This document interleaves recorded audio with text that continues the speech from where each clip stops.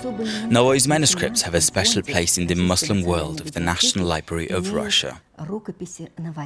3 of them were released in the capital of the Timurid Sultanate, Herat, during the poet's lifetime. The earliest of them was written by Alisher Navoi at the age of 25. It was written by his friend and companion, a famous calligrapher, Sultan Ali Mashhadi. The early diwan by Alisher Navoi, Gharaib al-Sughar, dated 1465 and 66, consists of lyrical poems, ghazals and rubaiyats.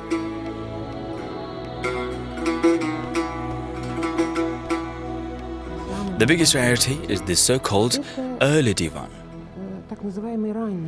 It was rewritten when the author was only 25 years old. See the difference? This is when the author wrote, created this, and beautifully rewritten by a calligrapher. His art wasn't widely known when he wrote this, but only 2 centuries after, or even more. Before that, it was at a very elite level. Navoi's early diwan was rewritten by an outstanding calligrapher of Herat, Sultan Ali Mashhadi. There is an inscription saying Diwan Mir Alisher Navoi, rewritten by Sultan Ali Mashhadi. It's in Nastaliq style, quite big letters. Sultan Mashhadi had lived a long artistic life. He began with a big Nastaliq, then we see a finer one, but then by the end of his life he lost his hand steadiness and his sight was not perfect, so he went back to writing big letters that were not quite even. And still his works were highly appreciated and collected in albums. Do you think he held them in his hands? I think he did. Even if it wasn't created for the poet, it's hard to believe that the calligrapher didn't show him the work. By that time, Sultan Ali Mashhadi was 33 years old. Later, Navoi became a generous patron of the brilliant master of calligraphy. He even wrote some poetry about him. With his art of rewriting the Quran, he was famous all over the world. Absolutely unmatched. That is why I feel reverence for him. Within 1980 and 1990, Sultan Ali Mashhadi made nearly 10 copies of Navoi's early poetic diwan and khamsa. This is a privilege of a high-ranking master. Before the calligrapher started rewriting, he would pray a lot. It was work that pleased God. Word as an ocean is its first guise, word spoken is the second, and word written is the third. This is God as well. Manuscripts rewritten by Sultan Ali Mashhadi were meant to be gifts. He used to give them to Sultan Hussein and his children, and some other people of higher ranks. If it's written that the manuscript is to Sultan Hussein, it doesn't mean that he was declined because it could be paid for by Alisher Navoi. What does it mean?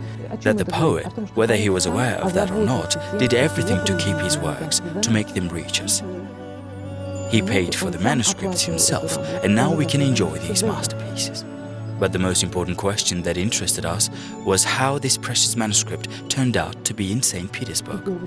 There were 18 manuscripts that Khad Khalishah Khoja sent to Nikolai I after the Russian ambassador Alexander Sergeyevich Griboyedov was killed in Tehran. It was a complicated situation back then. One war ended while another could begin. They agreed that Iran would rather make an apology while Russia would accept it. Khalishah's grandson, Khasrav Mirza, was to head the diplomatic mission. An incredibly handsome 16-year-old young man came to St. Petersburg, and everyone was so excited to see such an exotic person. And apart from the manuscripts, one of the gifts he brought was the Shah diamond that is now kept in Bahrain.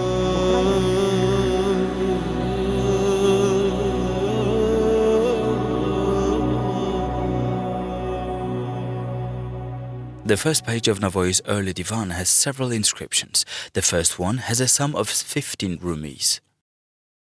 Rumi was the name for gold coin that was used in early 19th century, yes. It's not said here whether the manuscript was sold or bought or given away. There is no information here that it was bought, it's just evaluation.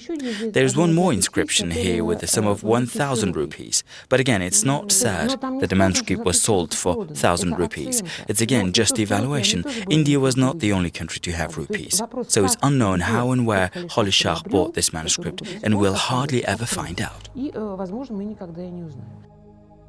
According to this information, we can presuppose that before Tehran, the manuscript could be in India during the time of the great Mongols, who used to appreciate the art of books, and in the Ottoman Empire. The National Library of Russia has one more lifetime tome by Alisher Navoi, Kulliyat, the full collection of poets' works. It was made in the year 1499 and is the earliest existing collection of poems, lyrics and prose works by Navoi that were kept safe. It was made 2 years before the poet died. This lifetime manuscript by Alisher Navoi is an absolute rarity, because specialists say there are Navoi's autographs on some pages. The cover was made later, in the 19th century. We got it together with a collection by Nikolai Vasilievich Khandinkov, the diplomat and general consul in Tabriz, the middle of the 19th century. He also had ethnographic journeys. He visited Khorasan, even made a map of Khorasan, was in the Middle East too. And how did the collectors find this manuscript? Sometimes he would note, bought in Tabriz in the year for 2 months, but nothing is written here. He thought this list to be either Navoi's autograph or with his editing. He supposed that it was written by Alisher Navoi. He thought there was too much editing. And it's true, the manuscript with poems and prosaic tracts by Navoi has some corrections.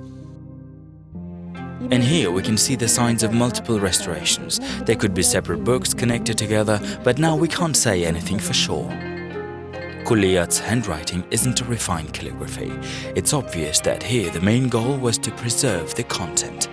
In the end of the manuscript, consisting of 13 of Navoi's works, there's the word finished, written in Uzbek language instead of tamammat, the Arabic word with the same meaning.